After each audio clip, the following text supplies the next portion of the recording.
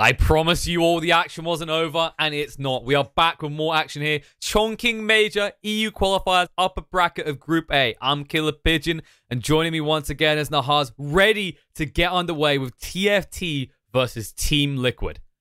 Yeah, it is. It is not over till we say it's over, baby. Was it over when the Germans bombed Pearl Harbor? Okay, if you get that reference, you're old like me. But this is a high stakes series here. The winner most likely is going to dodge Secret in the first round of the playoffs, which is hugely significant because remember there are 3 slots going to this region. If you can get that first playoff series win without having to play Secret, you are looking so good in terms of making it to the major. Those of you on the channel with us in the last series saw the Final Tribe pull the 2-1 upset over NIP. What you may have missed is that Liquid took care of business in a 2-0 victory against Vega Squadron. They had a couple of really interesting drafts, and not surprisingly, Miracle looked back to his old self. Yeah, as you expect to see, you know, sometimes we see teams go away for a long break. There's questions asked. Some come back looking shining, glimmering, and brand new. In fact, Liquid have, you know, done that themselves before. They done it last season, and it worked out pretty damn well for them, actually. Yeah. Again, though, this is going to be kind of the question. That Dazzle PA Open is on a table. PA is a hero that Miracle had liked to play in the past. Liquid haven't necessarily gone to it yet in this patch. I think it's going to be interesting to see whether they take some time here. Kuro is a drafter that is not afraid to take a lot of time at the beginning of the draft. Yeah, we were talking about that before we came live. It's interesting because we were saying that Peter, he has a clear idea of what he's going to pick for and ban at the start, so he doesn't get distracted. Whereas Kuroki, it's a lot more open. There's a lot more discussion going on at all stages of the draft. Yeah, I mean, Kuro just likes to keep his team involved at all phases of the draft. And it is, I mean, Dota is a game that's a lot about feel, and you want to have that dialogue going on throughout the draft picks 1 through 5. When you have a lot of guys that understand Dota at this level, especially, okay, they're going to go back to the Beastmaster. That's something, again, that NIP ran against the Final Tribe in their game 1 victory last time. It actually got banned going into game 2. They see something in this hero. They do indeed. I mean, in conjunction with the Dazzle, you could run it there or you could go Dazzle safe lane. It's definitely, there's some potency in these opening picks. You can combine them together or they're good on their own. The boars, especially, just overwhelming a lot of people right now in the laning phase.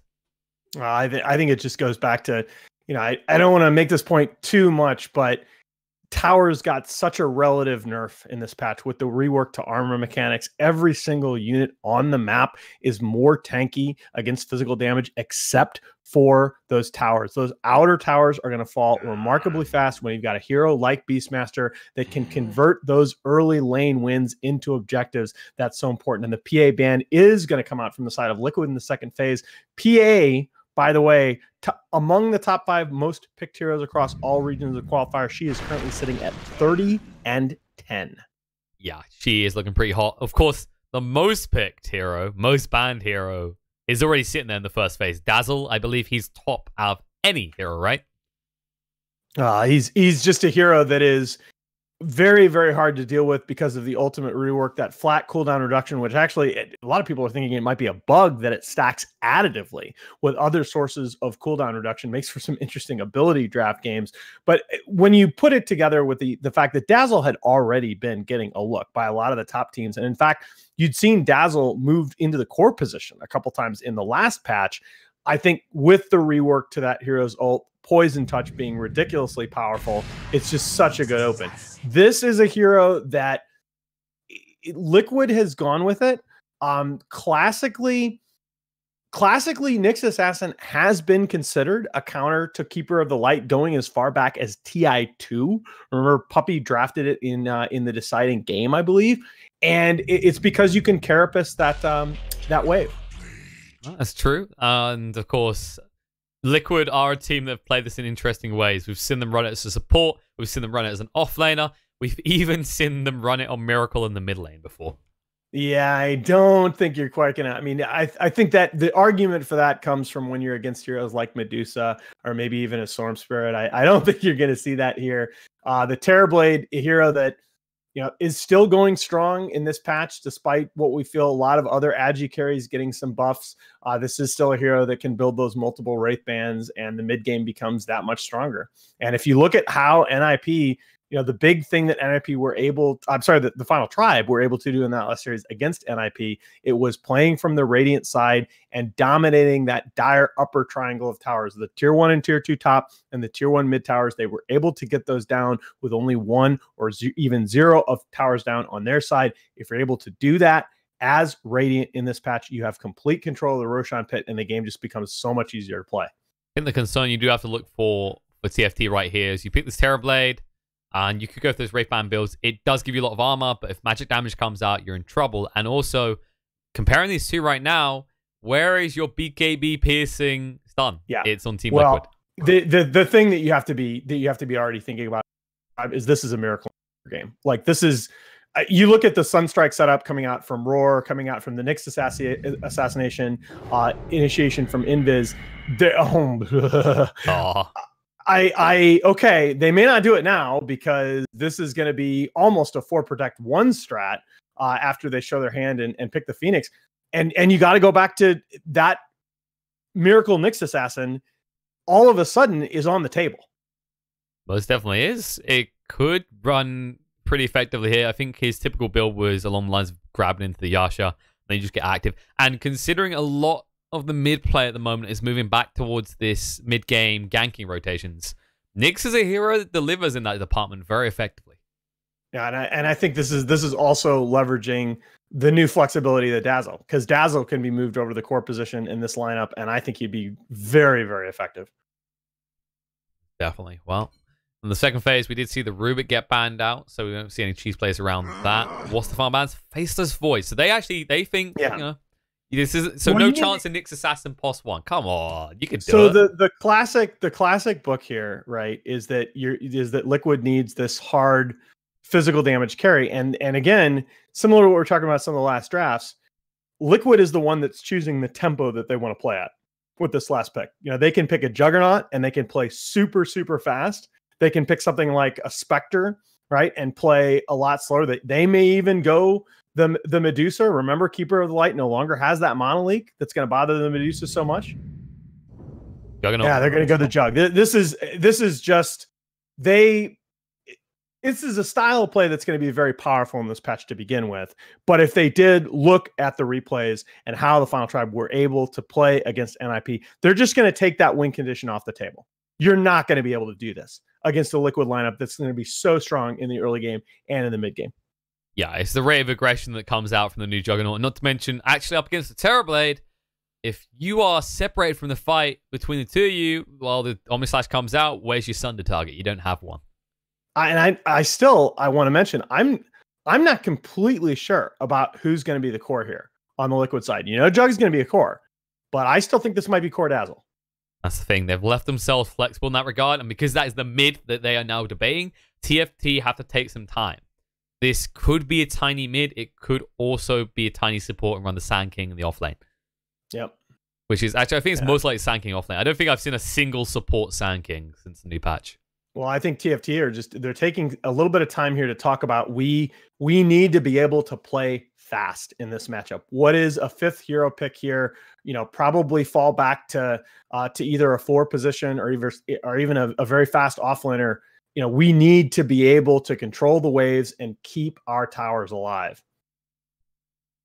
Question is where you want to go. The thing with the Terrorblade is while you can take towers, you are half the time down and not able to do much. You can recover well in the jungle, but you can't think of your draft this way. You need something, like I said, that matches this pace.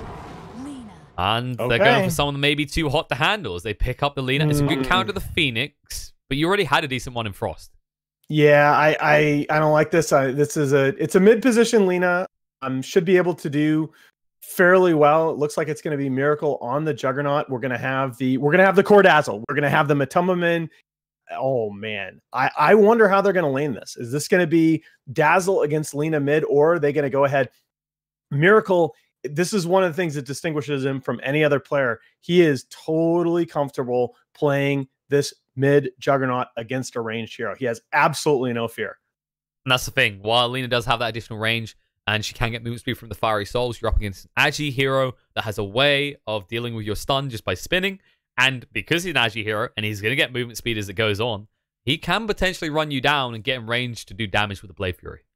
But it's got to be said, though, that this is a lineup where if the lanes go against Liquid, it becomes very, very scary. Because, this is a very, Cinder likes to say this is an avalanche game, right? It's whichever team comes out of the laning phase with an advantage, the other side's going to have a lot of problem defending structures. I think that's a little bit, it's still a little bit tilted toward the side of Team Liquid, because as long as this Phoenix gets levels, and Kuro's fairly good at doing that, you still have, you have the team fight to fall back on. I think it's also the fact that when you actually look at it, when it comes to the high ground pushes, there's a lot more sustain, I'd say, available for Liquid, because, of course, you have got a Juggernaut, which provides that healing ward when you're trying to go in for those pushes. And Sunray as well. It's like Dazzle, like all of it. There is so much heal on Liquid. Yeah, and I also think that this Lina is still, even well into the game, even if she gets off to a pretty good lead, she's still going to have to feel threatened against the GH roaming Nyx Assassin and the possibility of the early Shadow Blade coming out from the Mind Control Beastmaster and the Roar ganks. It's the Terrorblade, even the Terrorblade, right? The Terrorblade is got a lot of base armor, but still can be relatively squishy. That's always the crux with picking these glass cannon types, is when you do have someone like Nyx on the table, and you think about both Terrorblade and Lina, they kind of go, okay, I can build glass cannon because I'm always going to be far away from any threat. But Nyx just comes out of nowhere and ruins your day. And there are 4 Liquid heroes down here on the bottom right of the map. I mean, they are not messing around in this early game. They want the runes. If they can get pick off, or if they can even force the Metamorphosis to be used like at the runes, that's less time where Frost can dominate the early waves. Oh god, I mean, yeah, that's playing against the Terrorblade. If you can force him into that early meta, that's gargantuan. Love that from Mind Control as well. He ran the boar in, then ran it out just in time. That I believe, yeah, it didn't even get killed. It just there's no XP there. That Tiny's still sitting on 0, baby.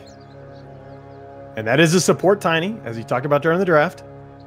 There's also the crux for him in this lane is you can't exactly you can't actually trade effectively with an Nyx. He just has too much natural regen. No. Let's see. In a lot of situations that doesn't really matter, but yeah, in this particular lane, especially when it's a melee support, double melee until TB pops meta. Liquid are lingering around. They're going to be able to play behind the tower. Yep, they are playing around. Both their supports are standing here. They're saying, if you won't block the wave, we'll block it for you. That's actually, that's such a play. Yeah, look at this. Now they're trying to block the other way. No, it's right outside tower range. They don't want the shenanigan with the creep equilibrium. It's too late though. It's already been dragged down. They are able to. Yeah. That's that nice little recovery by TFT. They are able to pull it back. Okay, Metamorphosis comes out, but look at that. Straight away, Kuroki's like, okay, 5 spirits on this guy. Good luck with your CSing. Oh, and it's just out of that. Oh, they're pinging the creep. It was just out of my range. Oh, no. Actually, Hansgood has more last hits than Frost does right now. Miracle, he has actually started with 4 branches in this lane. Yeah, and he is a happy boy. He got the deny on the first range creep and got the hit on his own. So he is off to a very nice start in this lane. Meanwhile, in the mid lane is pretty even so far, actually. Yeah. Like, Matumbaman got 2 denies compared to the 1 on Jesse. And this is kind of threatening, right? Because you poison touch, like, you Dragon Slave like that, he can poison touch, hit you twice, and he's already done double the damage you'll do. And that scales. It's not just like that's a one-off, and once you start leveling Dragon Slave, it's more threatening. Poison touch's damage scales pretty damn nicely. Yeah, it starts off ridiculously mana efficient, and even though the mana cost goes up, it continues to be. And it's a nice avalanche here on 2 from the support Tiny, setting up the Coddle Wave. Nice harass, but these Liquid heroes are going to be able to ferry out plenty of sustain, because the Dazzle is not going to need to use the Courier nearly as much. I like what GH is doing right now. He's not too concerned with XP. He just knows it's about making sure Terrorblade does not have a good start here, because that is the win condition for TFT. So he blocks out the camps, makes sure there's never going to be a pull through. I mean, in fairness, they can pull through here if they want to. Here comes Tiny with a haste rune here. What's he going to do? He has a shot at the Courier if they don't realize. No, okay, very nice. They already know. Stopped it at the tower. All right. What's this? Well, Wraithband needs to go to Miracle, and Matumbaman has got his second Nully coming out already to match up against Chessie's damage. Meanwhile, top has been very quiet so far, but what do you expect? It's a melee hero against the Sand King, but that melee hero does dish out a lot of damage himself from range.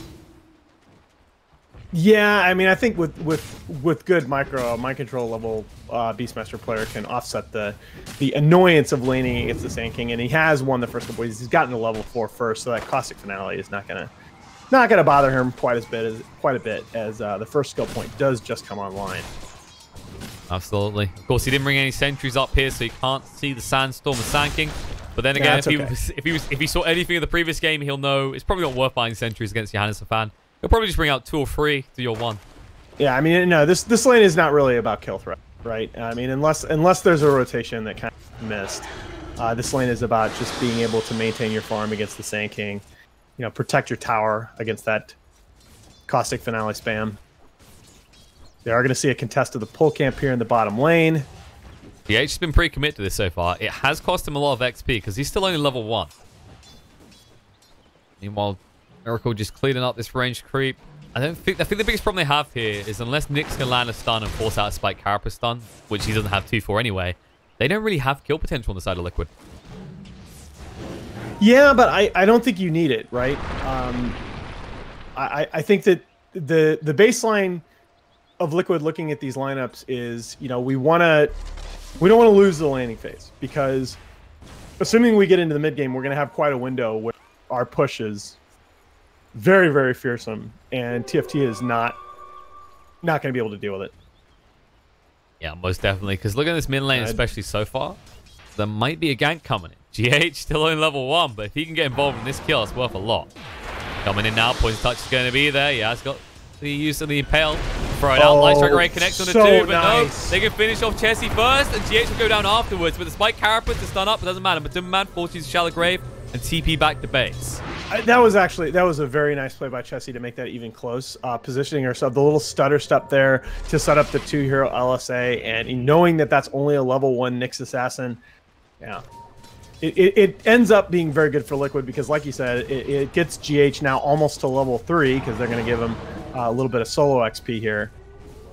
Yeah, and at the same time, Chessie will be happy for a guy who's dead because he keeps Dazzle away from the lane for a wave or 2. And this is important because while you do see a CS lead for the Lina, the difference is actually the amount of regen that's had to be ferried out because Dazzle can actually heal with his abilities. Yeah, that's exactly right, and that's one of the reasons that the Dazzle mid is pretty scary, right? You know, you can use that courier a little bit more in the side lane. Sounds like a small thing, but when you're talking about a Miracle that, you know, he needs to have these multiple Wraith bands online pretty early. Exactly, it makes all the difference. Speaking of Wraith bands, Terrorblade still hasn't got a single down one, or has he? Is one coming out? Yeah, he's got one now. Almost complete the second. I was going to say, if he didn't by now, I'm going to be questioning what the hell he's bought. Yeah. GH still hanging out mid. The poison touch onto the Lina. She's going to use her ult. And the Dazzle down before GH can get in. He just hit level 6. Oh. The Laguna was on point. Spike Carapace used by GH, but it doesn't matter because he gets stunned for longer. And Chessie will just dish out some more damage from GH. Oh, man. Machi just not quite ready for that Lina spell combo. Had the Grave, but... Look at top. NahazDota fan actually has to stay here at all times because the Primal Roar is up in mind control. Yeah. But he's happy to do so. It's 3 points in the Sandstorm, so it just persists constantly. I feel like you need a rotation top. I don't like this. If I was Liquid, I would not like the Sand King getting this much free farm. I mean, I think as long as it's a little bit concerning because, yeah, with that caustic finale, he's going to have the little bit of a level advantage. And your tower is going to just start to take some passive damage here, some chip damage. So you're going to need to address this eventually. But one of the big things is, like, you're also preventing the Beastmaster from roaming around the map making plays. That's true. And that's what I mean. It's like, if you actually eliminate him, push him back, and then shove the lane, you can then go and play off this Primal Roar. Because I'd say right now it's worth using him on Sand King if you get the opportunity. But if anything like what we just saw mid continues, it's going to be a snowball effect, and it's going to be in favor of TFT. Yeah, that was a huge, huge sequence mid, because you now see Lina sitting pretty with the boots and 3 nulls. Chessie taking decent harassment, does get the ward. Martu, he knows he has to be careful now. He can't just wait until the last second to do those shallow graves. He does now have to worry about Laguna. Yeah. They force the meta out from the TB. Okay. He can't really push in easily against Miracle. The Blade Fury's on cooldown, so it gives you about a 10-second gap. But Avalanche, Hanskin hasn't actually leveled the toss, so he can't go for the throwback. Illuminate gets charged. Decent damage actually put between all three of them. I'm kind of looking at this lane.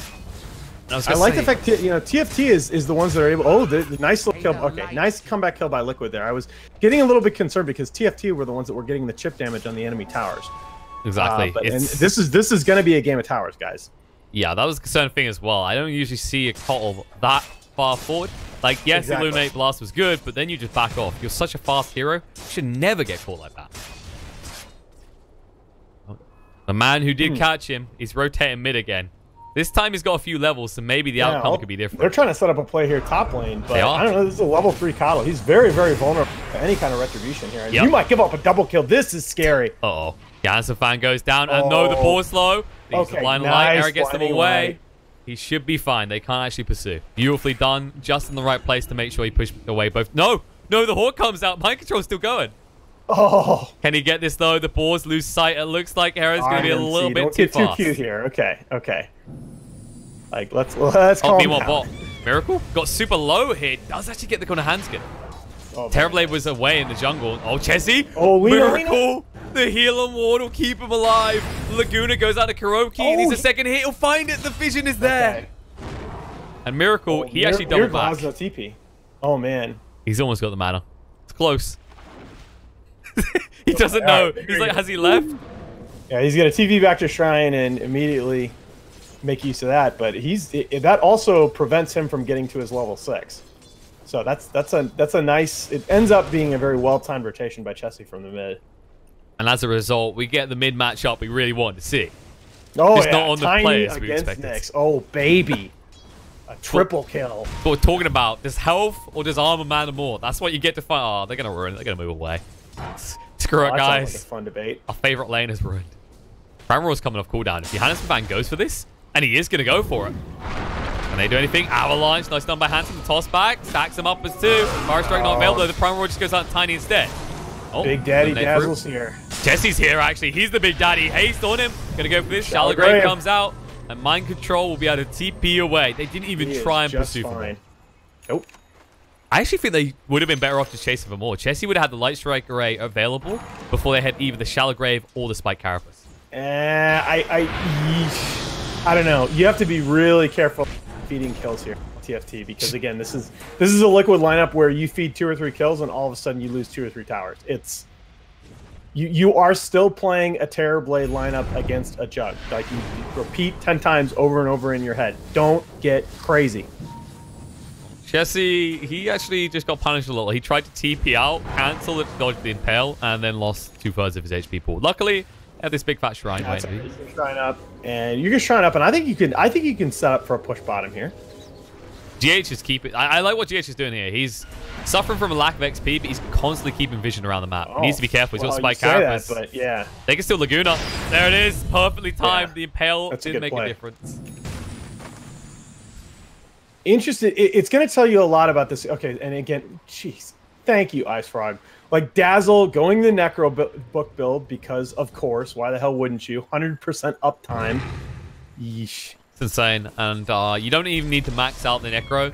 It's not bad against Sand King, but you just get 1 point, then go, for example, something like a Medallion or finish off your boots. Yep. And by the way, if you that is another reason why in the game that towers become so crucial. It's a very good thing for TFT that they're on the Radiant side here, because losing this bottom tier 1 tower is not nearly as significant. It's going to become all about the Roche pit, because like you said, with the Dazzle build, they're going to be able to Roche incredibly quickly. Exactly. And another concern is coming up for the side of TFT, which is GH. He almost has level 6, and once Nyx gets that, that's a big power spike to the pickoff potential on the side of Liquid. Yeah, you look at both the items and the levels. Okay, so Miracle is going to dip back for the Battle Fury. No surprise there. On top, Epicenter came out, but now the Prime Roar return. Jansen, you might dance your heart off, but you're under tower. It doesn't make a difference. That hurts. That hurts because that sets him back from his blink. Not only that, that was their fight to initiate, and they had 3 heroes up here. So now, turn around, there'll be a push towards their tower, and, well, that Necro book we talked about is going to be there. And, oh, GH in the mid lane. Yeah, that's fine. That's fine. What isn't fine is giving up the... Yeah, they've just surrendered. It's going to happen to you if you're GH, but you now really have to be ready as Liquid. I think you... They are ready. Look at this. Omni Slash you coming have to in. defend. Okay, Oh, Chessie, right, it goes on him. Light Strike Array won't matter. The Blade Fury through. We'll be able to get the kill. And now the Fire Strike going to try and go for this TP out. It'll be safe. Kuroki, not so safe. That's fine. That's a great trade on the side of Liquid. It disrupts any momentum that TFT might have had after that tier 1 mid kill. I mean, this is a good case where the best defense is a good offense, right? You get onto the enemy side of the map. Any thoughts that TFT might have had to kill that their top tier 1 tower is Liquid is at below 50% health, and they do not want to give that up as an objective. I guess that would be fair to actually highlight. Even bigger bonus for Liquid is that Kuroki would have full-on committed that egg. He didn't even need to save his core. Yeah, exactly. While that's happening, Miracle gets out clean. Hanskin goes down to the Timberman. That's what and again, it's scary. Well, you know, as Hanskin, you're not necessarily upset about that death per se, but you're upset about the fact that Liquid is able to so easily take control over that vital area of the map. That's the area of the map, that upper left quadrant that they had controlled, and that's what won them games 2 and 3 against NIP. Liquid is asserting their dominance, controlling that area of the map. I think it's getting problematic for TFT because you don't have one clear target, right? The Jug is always going to do a lot of damage, sure. Then you have to consider Beastmaster because of that aura. And let's not get started on the fact that because of that damage talent, Dazzle hits pretty damn hard. In fact, harder than anyone else in the game right now. I actually think you're going to have a problem if you can't do some tower damage here, because you're going to have multiple Necrobook, including from the Dazzle with 100% uptime to deal with as TFT. Liquid are going to have a lot of split push potential as this game goes on. It's not, they are a classic push lineup, but it's not just death ball push. They can apply a lot of passive lane pressure. Yeah, that's a concerning thing. And they also have means to escape when they are pushing alone. Of course, you got the Blade Fury. You can just easily escape with the Juggernaut. On top of that, you know, you just have this Phoenix pushing in the sides of the lane, then diving away. There's variables you have to consider here when you're the side of TFT. If you're not making the moves, you're going to get juggled back and forth by the side of Liquid. 100%. And this is something, you know, TFT understand the urgency here. They need to sort of kind of try to equalize things in this top left quadrant. I don't think Liquid are going to be able to contest this push. They're going to get this tower for free. The decision time is going to be, do you want to try and continue and pressure the tier 2? That's what's going to force the response. I mean, that's the thing. You say for free, it pretty much was. You get up the tier 1 top, but you get the tier 1 mid. Oof. Yeah. Yeah, you're right. I didn't see how deep, I didn't see the lane equilibrium in the other 2 lanes. I was too busy thinking about, item builds. It's worrying because they, like we said, they're going to be juggled everywhere. Now look at what the outcome is. Mind Control standing top, ready to go. Avalanche out onto him though, toss back across. But he is so damn tanky. It's actually super dangerous. Yep, because look at the rotation coming in. GH, he already activated the Vendetta. He'll take anything he can get right now.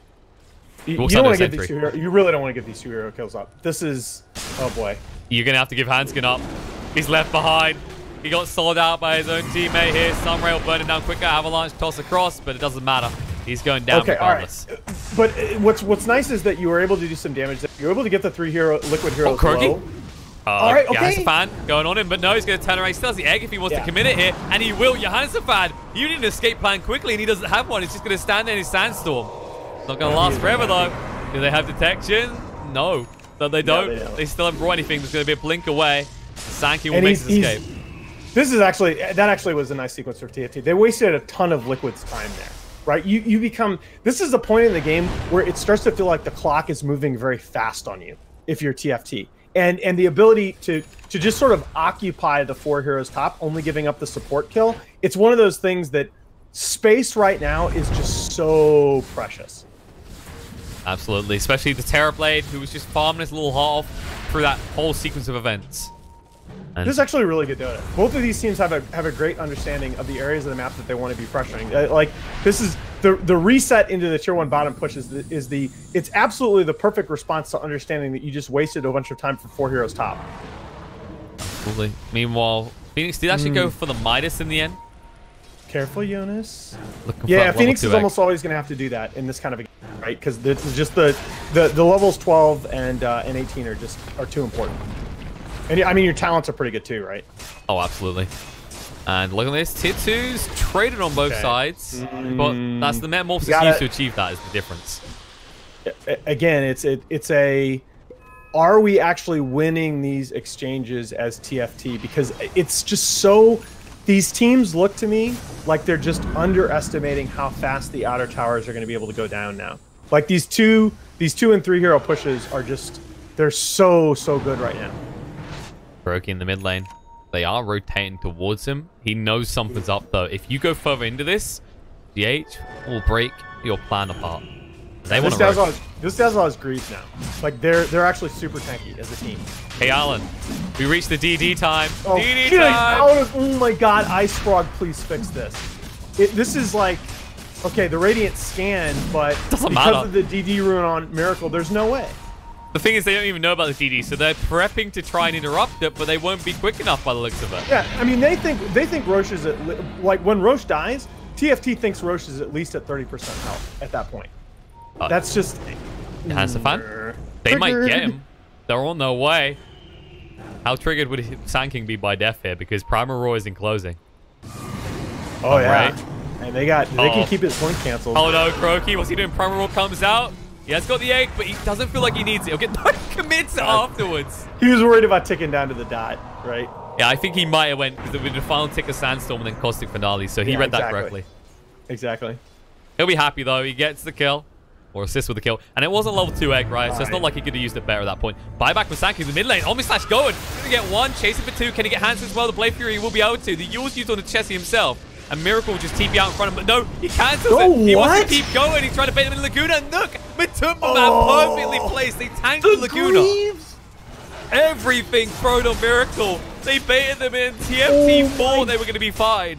God, so much sustain. Did you see Miracle's health? He was back to like 60% health in a second.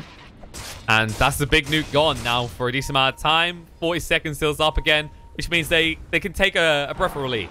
Like we don't have to worry about that. Man, we shouldn't be surprised that Liquid's figured out this so quickly. Yule's coming out. They've got the Avalanche. Well, he actually can't escape from this. He's going to go down. Okay, which is, so what? Like, that's your Phoenix. Egg was down for another 40. I mean, he's going to... like totally tactical feed by Kuro right there. Notice that his respawn timer, Supernova, is going to be up. They're almost totally synced. Oh, that's what it was. Oh, okay. He's a fan of like matching the numbers together. There you go, man. It's like you, man. He's just all about those numbers. Numbers are good. Oh, the numbers, Mason. Well, and chat hates me. All right. Anyways. No, okay. When someone hates you, just have to smother them with numbers or a pillow with numbers. With pillows. That's my response to literally any state of the world. So, you know. So yeah, that's good. You're gonna need a lot of pillows. You thought open on like a company, maybe? No, my companies are all about numbers. I mean, think about it. You could actually call it Nahaz. So Z's for sleep. There you go. So I'm trying to figure out what TFT's best path back into the game is, and it's all of it has to sort of revolve around resetting into a push on this tier 2 top tower. It's really like, again, I feel like this is going to happen to a lot of teams. They just underestimated how quickly that those towers on their mid lane and their top lane were going to fall to these counter pushes outside of Liquid. I think that they're making the right reads in terms of where they're setting for pushes, but the towers are falling just a little bit faster than they expect, and that turns what would be favorable trades into the last patch to advantage Liquid here. And just look at where Terrorblade is. Terrorblade is just not, he's not nearly where you need him to be.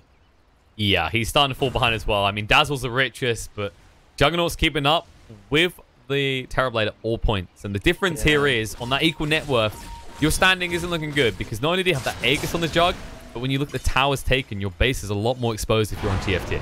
Well, and the Dazzle is just a steroid at this point to the Juggernaut. When you look at the kind of sustain that's coming out from his side, I mean, you look at that last fight and how quickly Miracle was able to go from like 20. I mean, he canceled that TP intentionally because he just knew he had Dazzle behind him, and Dazzle was going to be able to take him from 20% to 70% health in a few seconds.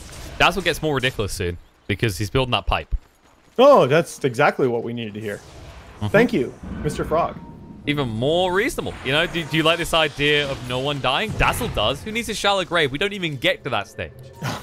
Effective HP. Little exchange here on top. Unison Fun is going to go down to that Beastmaster who does have his level 3 book.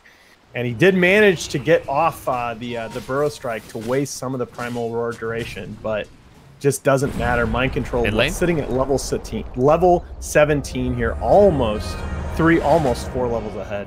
And meanwhile, in the mid lane, they commit, they get rid of the Aegis on Miracle, and they back away before anything bad happens. Laguna was used for that. And Laguna will get more threatening because Chessie will be going for an Ags again this game. Yeah, what was the Aegis duration there? I almost think that that's fine with him. It's like it maybe had a minute left. No, not even that. But now they can push in. Bait. But who will bait Chessie? He's got his Shadow Blade ready, but no Laguna for 30. Avalanche, beautifully done. Light Strike Array through as well, but the heals are just too much. And the Spike Carapace. Oh, no, that's Chessie! He gets caught out the buyback. Forward. He threw out that Dragon Slave, and it was a mistake. That's Chessie getting frustrated. You saw the bait call. He knew he needed somebody else to be in the front lines ahead of him. You can't just stay there when your team doesn't respond to that. I mean, oh, yeah. Okay. And that wasn't tilt on the buyback. If he didn't commit the buyback then, this wouldn't be the end. Liquid would have went back in for a second lane. Well, but this is like, it's still almost the worst of all worlds there, that you concede the set of racks, you're going to lose your top shrine here, you have no ability to contest Roche, especially with that one of the towers still standing on the Dire side, the top tier 2, and your big core had to buy back. And Terrorblade here is just, I mean, he's got an ultimate orb, but he's still nowhere near his next big item. And the Manta build here is just not gonna, it's not enough. Yeah, it's problematic. I mean, what's it doing for you against this Battle Fury Jug? It's not helping you actually tank that much more anyway. And well, I mean, I think you have to do it as Terrorblade here, but it's just... It's for the split push more than anything, but like, if you have to use that defensively in a fight, because of the way that Miracle is built, it doesn't help you. Yeah, exactly. Terrorblade's a hero that with this item build, Terrorblade can feel decent if his team is on the offensive, because he can still do a ton of structure damage, but he's definitely not set up for skirmishes. And that's the other thing. It's an important point you brought up there, is on the offensive. And so far, everything they've been doing for the last 5 minutes felt defensive, especially now you've got that level 3 Necronomicon on the Beastmaster. That means that Sand King can no longer be super aggressive and push with freedom. Yeah. And the difference between, right, you draw a lot of parallel. There are some parallels to be drawn between the game against NIP, where, you know, TFT they weren't in quite as bad a position. They weren't down a set of, well, actually they were down a set of racks fairly early in that game. But, you know, they're dealing with a lineup on the side of Liquid that is just going to be sustained objective pressure. Like, they don't have to do anything. Yeah, I think the difference here is that when you actually think about the way it was drafted around one hero in that game, the other heroes were like buffing up that one hero in, you know, kind of a damage-oriented role, whereas this is, you've got a save, you've got huge spikes of heal, it's sustainability, not just damage for your core. I love that. It amuses me that Miracle is built. Oh, yeah, you know, you need more attack. He wants the best ultimate possible, all right? Yeah, I mean, on a good, you know, with how... Absolutely. You know what this is? This is Miracle going, I want to look like an anime character when I press R. Well, I mean, he just wants to look like an anime character all the time, but that's all right. That's why we love him. He does the envy logic that wins the games. Are you just going to walk into Beastmaster again? Apparently so. Same. He's like, this is so frustrating if you're honest, because you had Era, I mean, and you had Frost in the vicinity, but you still can't walk into a level 19, now level 20 Beastmaster. Well, Chessie used the Shadow Blade to go bot here because Nyx was on his ass. Instead, Miracle is going to find someone else to tap into here. He's going to see Hanskin. Toss away since I'm not dealing with that. But look at the follow-up. He brought friends to the party. Tiny, he has no escape plan. Can go for the TP, but the spin actually means they won't get the kill. All right. Mistakes made there. Miracle felt like he needed to spin to make sure there wasn't any turnaround, but as a result, not able to kill this big tanky bugger. Yeah, that was a little bit weird. The DPS there when he's spinning is much lower. Remember that mechanic that Blade Fury applies this. It applies a type of debuff where if you're taking damage from, if a target is taking damage from the Blade Fury, that your attacks do 0 damage to that target. So what you're saying is we need to give Juggernaut Monkey King range so he has variety.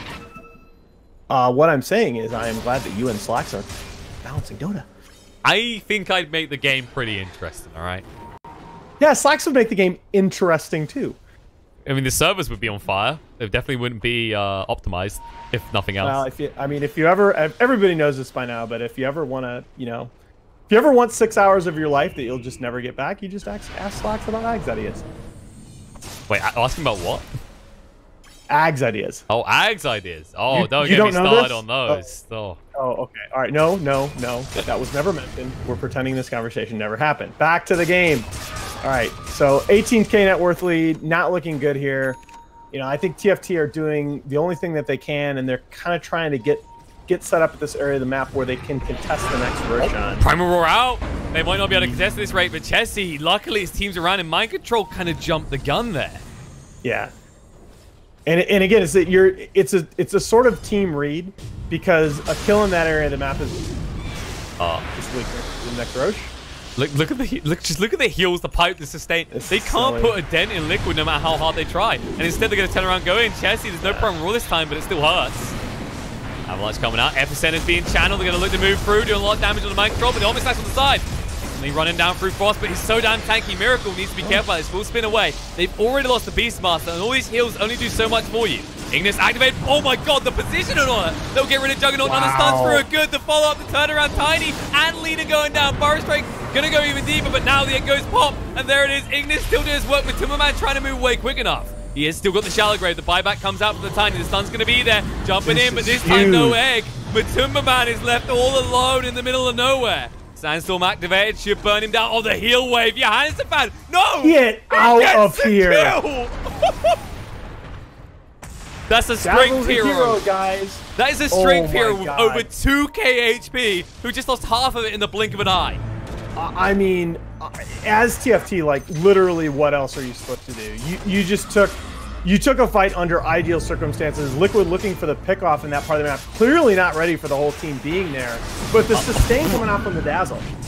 Yeah, Handsome Fan almost had a heart attack there. In the blink of an eye, he just lost 3/4 of his HP pool. But I'm sensing some bad juju in this game.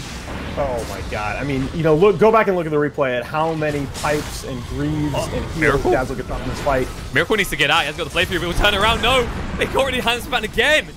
He has no way back into this either. They're going to toss forward. Miracle, Shallow Grave on him. If he goes. They don't want to commit heavily on a Miracle, but here's the other thing. While one team might have to walk back in this scenario when they got their core this low, this team can just heal up and instantly go again. Yeah. And I think sanity is finally going to prevail as Matumaman goes into the pit. And Miracle pings like, okay, guys, I don't have buyback. Let's get me an Aegis. And there's absolutely zero TFT can do about this. Well, the DD is on a different person this time, but it's still going to have an impact in this. Yeah, that's great, guys. That makes the game better. Liquid. I mean, come on.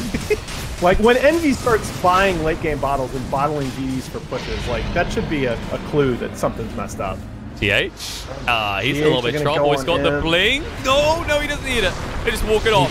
Avalanche coming into the battle. They're going to drop the Miracle Spike. Primal Roar down. Terrorblade is down. They're trying to get rid of the egg quick enough, but the Smite Carapace can't stop Chessie from right-clicking forward. Ignis, good control coming out. Now look at the Impale follow-up. The Omni Slash as well. No. They are down, and they are in trouble because Lena does not have buyback. It's coming off cooldown in 15 seconds, but she doesn't have the money. GH? I mean, how deep is 2 deep? Is just too much. How deep is 2? This isn't 2 deep. He gets the kill. Oh, no, absolutely not. I mean, come on. Your team's up 23K, and you're GH, the best support player in the world. You're going to make those plays every time. If you die, you're still GH. Just has to open his wallet and check his ID. Oh, yeah, I'm still me. There you go. All right, that's going to be all the lanes, actually. They got more than enough time for this. Look at Miracle's attack speed. Moonshard paid off, baby. Whoa. I think this is what Gatling guns look like in melee mode. Yeah, this is going to sound crazy, but actually, I don't mind TFT's play in this game. I just think they were taking, in general, they were taking the right fights in the right places. In general, they were setting up to push the right objectives. They underestimated Liquid, and being a good team means you get so harshly penalized for underestimating Liquid just a little bit. That's right. At this level of play, when you're playing against a tier 1 team like this, TI a winning team, You make small mistakes, they add up much quicker than in that previous series. Yeah, but the other thing that I think we can definitively say after seeing the series against Vega, after seeing the series here, is that Liquid are back to their form. They're looking like it. They try and jump on mind control, but Shallow Grave is there. He's still alive. Light Strike Rate come out. Epicenter through as well. They're catching the Miracle, but they'll only get one kill. And they get more. They have to get through Nagus as well as the problem. Shallow Grave out in the Miracle, going to stand ground. Some right there, interrupted by the Barrow Strike. Now the Light Strike Rate connected on GH will get rid of him as well. The egg does get dropped. Miracle, does he want to fight here? Omni-Slash coming off cooldown. Yes, he does. He was up in the air, but when he comes down, the Primal has been used. And now you need a Delta Split quick. Anskin just disappears. Oh, the Sunder, that was really nice. Frost back to full HP. Oh no, the Shallow Grave again. But Frost, what can he do? They're going to get rid of the Ignis. They can turn around and chase on him now. He's being slowed. More bad juju for you. Man, to dodge out. He gets the poison touch off. The buyback's coming out from both Lina and the Phoenix. Going to push him even deeper. Miracle held in place, but the Shallow Grave again. How do you kill this man once, let alone twice? You don't. You die instead. Lina's down. They're having a party in the fountain. They're going to dive. Find the kill on a Frost as GG gets called. I mean, Dazzle's insane. Liquid did a lot of things right in this game, and it doesn't come down to one. But that cooldown reduction on the ult is just, when you look at the amount of sustained spells that are able to come out, the Graves, the Greaves, the Pipes, your heals, his poison touches continuously harassing the other team. This hero just, he does so much. And I mean, you don't even need that much gold to do it. That's scary. I want to see the healing numbers here. I mean, this is the baffling thing. It's just, well, we've had comparisons, right? I feel Sheep showed us a game with a lot of heals in 29 minutes. And if we look at Matuma Man, it's not quite high. As ridiculous here. It's 12. I mean, not high. It's 12k heals in this game, but that kind of understates it because that's not talking about how much damage mitigation was coming out from the pipe, how much the effectiveness of those heals were boosted by the constant Graves coming out. I mean, he stayed on Necro Book 1, which I think is absolutely the right decision in that case. You know, you're going to get the Necro Book 3 coming out for Mind Control, who, by the way, played out of his mind in this game as well. At the same time, I don't think a lot of people in chat are probably going to disagree with me. I don't think Final Tribe were necessarily outclassed in this game. I think they were taking trades that they thought were going to be way more favorable for them than they already were. They underestimated, because those trades didn't work out as well as they thought, they underestimated how much space that they were actually creating for the Terrorblade, and they ended up in the situation where their objectives were falling like dominoes and their Terrorblade still wasn't going to be online in time. I mean, that's the thing. To look at this, like, Dazzle was the key. The way he built, it's like you don't look at it first and realize how much work he's done, because usually our first thought is who's killing who's doing the most damage. It was the heals, though. The itemization, perfect from Matuma Man to make sure his team never had to worry about death. And if they did, they killed like 3 heroes already. And I thought Chessie played really well. I mean, Chessie, you know, obviously 3 players finishing without a kill, not ideal. But Chessie finishing at 9-7-4. He gave up that early kill in the mid lane, but hit a nice double hero stun to sort of mitigate the impact of that. Got the kill on Dazzle to follow it up and take a little bit of a lead. You know, this is a team that's playing a lot better than we've seen from them in the past, and I would not be surprised to see a very competitive game 2. And, well, as a result, we will go to a short break and soon be back with game 2 in this best of 3 between TFT and Team Liquid. And I'll leave Nahaz with closing thoughts. He doesn't like bad Ags ideas, so I'll give him a good one. How about the new Ags for Cole? Let's add an effect here. Ignis can be moved around if you have an Ags. I'll leave him with that thought. Unfollowed.